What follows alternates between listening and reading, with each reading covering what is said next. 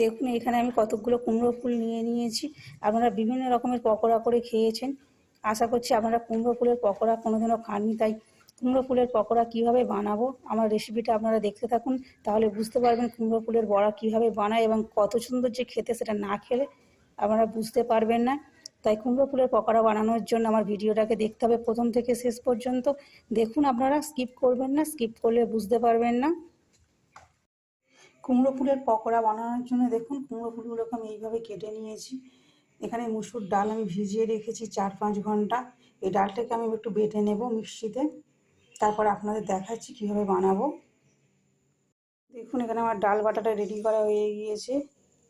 এবার সামান্য একটু আমি বেকিং পাউডার নিয়ে নেব। দেখুন বেকিং পাউডার নিয়ে নিলাম, লবণ নিয়ে নিলাম, কাঁচা লঙ্কা কুচি,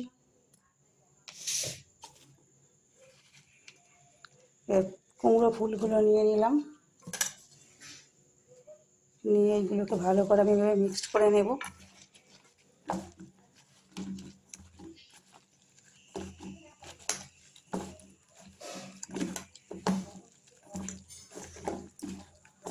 দেখুন আমার মিক্স করা হয়ে গিয়েছে।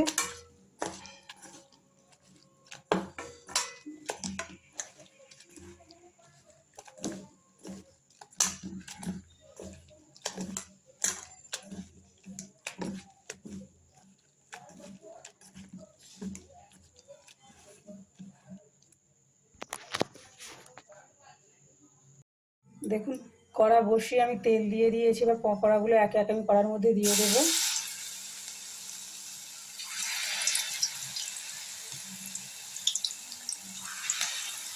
এইভাবে সব পকোড়াগুলোকে আমি ভেজে নেব। দেখুন আপনারা কীভাবে করছি।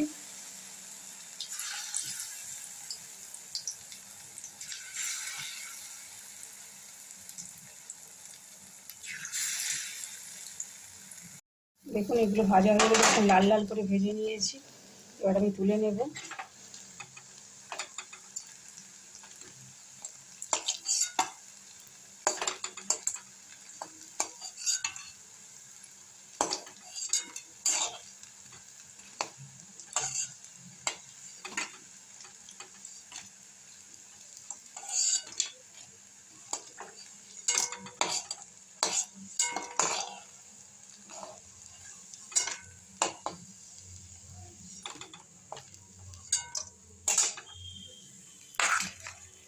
দেখুন এইভাবে ভেজে নিতে হবে, আবার দিয়ে দিতে হবে। কড়াতে খানিকটা আছে, সেগুলো সব ভেজে নেব একে একে।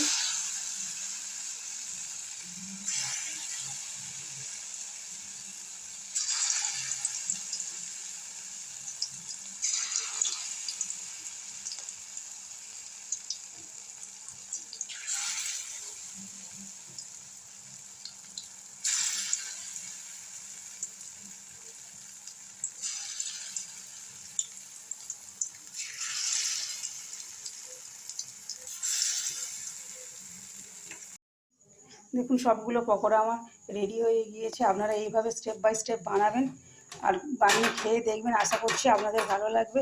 যদি ভালো লাগে আমার ভিডিওটা তাহলে বেশি বেশি করে শেয়ার করবেন, লাইক করবেন। যদি আমার চ্যানেলে নতুন হয় অবশ্যই চ্যানেলটিকে সাবস্ক্রাইব করবেন।